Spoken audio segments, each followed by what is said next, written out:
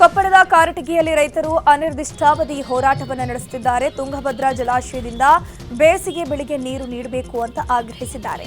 ಹೀಗಾಗಿ ಅಹೋರಾತ್ರಿ ಧರಣಿ ನಡೆಸಿ ಸತ್ಯಾಗ್ರಹ ಆರಂಭಿಸಿರುವಂತದ್ದು. ಗೇಟ್ ಅಳವಡಿಕೆ ನೆಪದಲ್ಲಿ ಬೇಸಿಗೆ ಬೆಳೆಗೆ ನೀರನ್ನು ಬಿಡ್ತಿಲ್ಲ. ಇದರಿಂದಾಗಿ ಲಕ್ಷಾಂತರ ರೈತರಿಗೆ ನಷ್ಟವಾಗ್ತಿದೆ ಅಂತ ರೈತರು ಆರೋಪಿಸಿದ್ದಾರೆ. ರಾಜ್ಯ ರಾಜಕೀಯದಲ್ಲಿ ಕುರ್ಚಿ ಕದನ ಜೋರಾಗಿದೆ. ಇದರ ಮಧ್ಯೆ 2028ರವರೆಗೂ ಸಿದ್ದರಾಮಯ್ಯನವರೇ ಸಿಎಂ ಅಂತ ಜಮೀರ್ ಪುನರುಚ್ಚರಿಸಿದ್ದಾರೆ. ಬೆಂಗಳೂರಿನಲ್ಲಿ ಮಾತನಾಡಿರುವಂತಹ ಅವರು, ರಾಜ್ಯದಲ್ಲಿ ಸಿಎಂ ಬದಲಾವಣೆ ಇಲ್ಲವೇ ಇಲ್ಲ, ಸಿಎಂ ಸ್ಥಾನ ಖಾಲಿ ಇಲ್ಲ, ಅಧ್ಯಕ್ಷ ಸ್ಥಾನವೂ ಖಾಲಿ ಇಲ್ಲ. 5 ವರ್ಷವೂ ಸಿದ್ದರಾಮಯ್ಯ ಸಿಎಂ ಆಗಿದ್ದಾರೆ. ಡಿಕೆ ಶಿವಕುಮಾರ್ ಪಕ್ಷಕ್ಕಾಗಿ ಕಷ್ಟಪಟ್ಟಿದ್ದಾರೆ. 2028ಕ್ಕೆ ಸಿಎಂ ಆಗಲಿ ಅಂತ ಹೇಳಿದರು. 2028ರವರೆಗೆ ಸಿದ್ದರಾಮಯ್ಯನವರೇ ಸಿಎಂ ಎಂಬ ಜಮೀರ್ ಅಹಮದ್ ಖಾನ್ ಹೇಳಿಕೆ ವಿಚಾರವಾಗಿ ಡಿಸಿಎಂ ಡಿಕೆ ಶಿವಕುಮಾರ್ ಅವರು ರಿಯಾಕ್ಷನ್ ಕೊಟ್ಟಿದ್ದಾರೆ. ಬೆಂಗಳೂರಿನಲ್ಲಿ ಮಾತನಾಡಿರುವಂತಹ ಅವರು, ಬಹಳ ಸಂತೋಷ, ತಪ್ಪೇನೋ, ಮುಖ್ಯಮಂತ್ರಿ ಆಗಿದ್ರೆ ತಪ್ಪೇನೋ, ನಾವು ಯಾರೂ ಬೇಜಾರು ಮಾಡ್ಕೊಂಡಿಲ್ಲ, ಒಗ್ಗಟ್ಟಿನಿಂದ ಕೆಲಸ ಮಾಡ್ತೀವಿ ಅಂತ ಹೇಳಿದರು. ಪರಪ್ಪನ ಅಗ್ರಹಾರ ಜೈಲಿನಲ್ಲಿ ಕೈದಿಗಳ ಡ್ಯಾನ್ಸ್ ಪ್ರಕರಣದ ತನಿಖೆ ಮುಂದುವರೆದಿದೆ. ಕೈದಿಗಳ ಪಾರ್ಟಿ ವೇಳೆ ಬಳಸಿದ್ದ ಬಾಟಲ್ಗಳು, ಲೋಟವನ್ನು ಎಫ್ಎಸ್ಎಲ್ಗೆ ರವಾನಿಸಲಾಗಿದೆ. ಇನ್ನು ಕೆಲ ಬಾಟಲ್ ಲೋಟದಲ್ಲಿ ಮದ್ಯ ಪತ್ತೆಯಾಗಿದ್ದು ಅವು ಅಸಲಿ ಮದ್ಯನ ಅಥವಾ ಬೇರೇನಾದರೂ ಇತ್ತ ಅನ್ನೋದ್ರ ಬಗ್ಗೆ ಪರಿಶೀಲನೆ ಮಾಡಿ ವರದಿ ನೀಡುವಂತೆ ಪೊಲೀಸರು ಹೇಳಿದ್ದಾರೆ. ಸೆಂಟ್ರಲ್ ಜೈಲ್ ಪರಪ್ಪನ ಅಗ್ರಹಾರದಲ್ಲಿ ರಾಜ್ಯಾತಿಥ್ಯ ಕೇಸ್ ಹಲ್ಚಲ್ ಎಬ್ಬಿಸ್ತಾ ಇದೆ. ಹೀಗಾಗಿನೇ ವಿಡಿಯೋ ವೈರಲ್ ಆದ ಬೆನ್ನಲ್ಲೇ ದೃಶ್ಯದಲ್ಲಿದ್ದವರನ್ನ ಶಿಫ್ಟ್ ಮಾಡೋಕೆ ಸಿದ್ಧತೆ ಮಾಡಿಕೊಳ್ಳಲಾಗಿದೆ. ರೇಪಿಸ್ಟ್ ಉಮೇಶ್ ರೆಡ್ಡಿ, ಟಿಪ್ಪು ಮತ್ತು ಇರ್ಫಾನ್ ಎಂಬ ಮೂವರು ಶಿಫ್ಟ್ಗೆ ತಯಾರಿ ನಡೀತಾ ಇದೆ. ಈ ಬಗ್ಗೆ ಕಾರಾಗೃಹ ಡಿಐಜಿ ದಿವ್ಯಾಶ್ರೀ ಅವರಿಂದ ಜಿಲ್ಲಾ ಜೈಲರ್ಸ್ಗೆ ಪತ್ರ ಬರೆದಿದ್ದು, ಹೆಂಡಲಗ, ಬಳ್ಳಾರಿ ಅಥವಾ ಮಂಗಳೂರು ಜೈಲಿಗೆ ಉಮೇಶ್ ರೆಡ್ಡಿಯನ್ನ ಶಿಫ್ಟ್ ಮಾಡೋ ಸಾಧ್ಯತೆ ಇದೆ.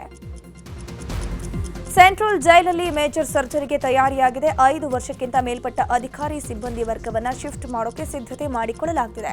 ಕಳೆದ 5 ವರ್ಷದಿಂದ ಹೆಚ್ಚು ಠಿಕಾಣಿ ಹೂಡಿರುವಂತಹ ಸಿಬ್ಬಂದಿ ಮತ್ತು ಅಧಿಕಾರಿಯ ಲಿಸ್ಟ್ ನೀಡುವಂತೆ ಡಿಐಜಿ ಸೂಚನೆ ಕೊಟ್ಟಿದ್ದು, ಇನ್ನೆರಡು ದಿನದಲ್ಲಿ ಲಿಸ್ಟ್ ಸಿದ್ಧಪಡಿಸಿ ಬೇರೆ ಜೈಲುಗಳಿಗೆ ವರ್ಗಾವಣೆಯಾಗುವಂತಹ ಸಾಧ್ಯತೆ ಇದೆ.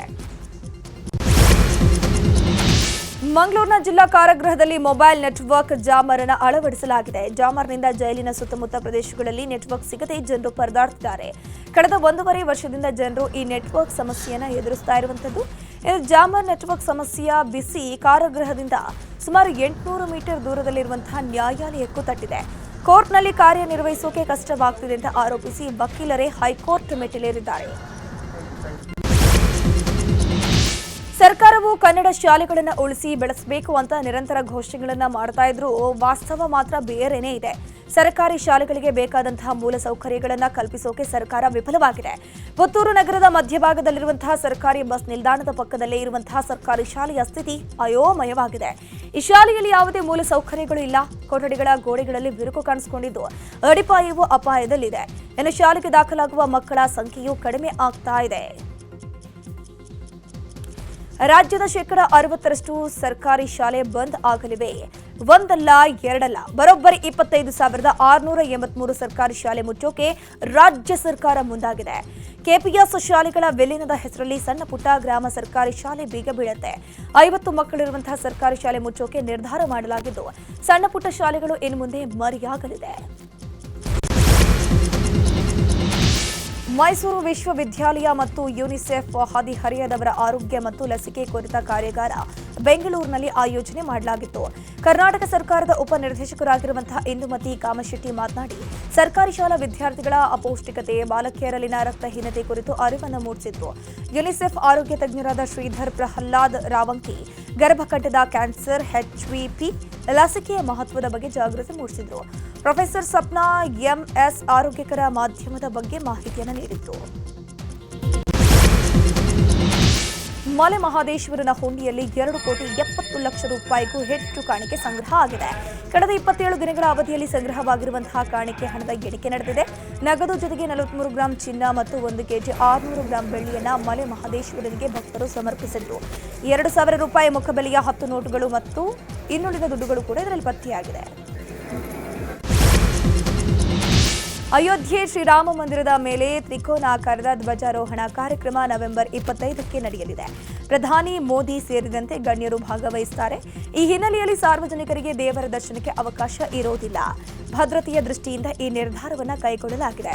ನವೆಂಬರ್ 26ರಂದು ಬೆಳಗ್ಗೆ 7 ಗಂಟೆಗೆ ಮತ್ತೆ ದರ್ಶನಕ್ಕೆ ಅವಕಾಶ ನೀಡಲಾಗುವುದು ಅಂತ ಶ್ರೀರಾಮ ಜನ್ಮಭೂಮಿ ತೀರ್ಥ ಕ್ಷೇತ್ರದ ಟ್ರಸ್ಟ್ ತಿಳಿಸಿದೆ. ಈಶಾನ್ಯ ತೈವಾನ್ನ ಇಯಾಲ್ನಲ್ಲಿ ಭೀಕರ ಮಳೆಯಾಗುತ್ತಿದೆ. ಎಡೆಬಿಡದೆ ಸುರಿಯುತ್ತಿರುವಂತಹ ಮಳೆಯಿಂದಾಗಿ ಜನ ತತ್ತರಿಸಿ ಹೋಗ್ತಿದ್ದಾರೆ. ಇದ ಸೌದಿ ಅರೇಬಿಯಾದ ಮೆಕ್ಕಾದ ಪೂರ್ವ ಭಾಗದಲ್ಲಿಯೂ ಕೂಡ ಭಾರೀ ಮಳೆಯಾಗ್ತಿದೆ. ದಿಢೀರ್ ಮಳೆಯಿಂದಾಗಿ ತಗ್ಗು ಪ್ರದೇಶದಲ್ಲಿ ನೀರು ನುಗ್ಗಿದ್ದು ವಾಹನಗಳು ಕೊಚ್ಚಿಕೊಂಡು ಹೋಗಿವೆ. ಚೀನಾದ ಸಿಚುವಾನ್ ಪ್ರಾಂತ್ಯದಲ್ಲಿ ಬೃಹತ್ ಸೇತುವೆಯೊಂದು ಕುಸಿದು ಬಿದ್ದಿದೆ. ಸಿಚುವಾನ್ ಮೆರ್ಕಾಂಗ್ನಲ್ಲಿ ನಡೆದಿದೆ ಅನ್ನು ನದಿಗೆ ಅಡ್ಡಲಾಗಿ ಈ ಬೃಹತ್ ಸೇತುವೆಯನ್ನು ನಿರ್ಮಾಣ ಮಾಡಲಾಗಿತ್ತು. ಉದ್ಘಾಟನೆಗೊಂಡ 1 ತಿಂಗಳಿಗೆ ಭೂಕುಸಿತದಿಂದ ಸೇತುವೆ ಕುಸಿದು ಬಿದ್ದಿದೆ.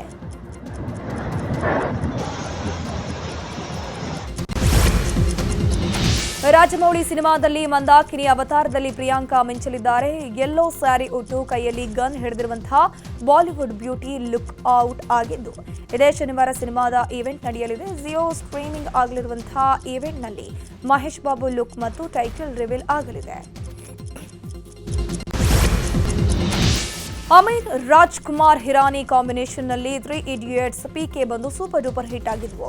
ಅದೇ ಮ್ಯಾಜಿಕ್ ಮಾಡೋಕೆ ಈ ಜೋಡಿ ದಾದಾ ಸಾಹೇಬ್ ಪಾಲ್ಕೆ ಕುರಿತ ಸಿನಿಮಾ ಮಾಡ್ತಾ ಇದೆ ಅನ್ನೋದು ವರದಿಯಾಗಿತ್ತು. ಆದ್ರೀಗ ಈ ಸಿನಿಮಾ ನಿಂತು ಹೋಗಿದೆ ಅನ್ನೋ ಮಾಹಿತಿ ಬಾಲಿವುಡ್ ಮೂಲಗಳಿಂದ ಕೇಳಿ ಬರ್ತಾ ಇದೆ.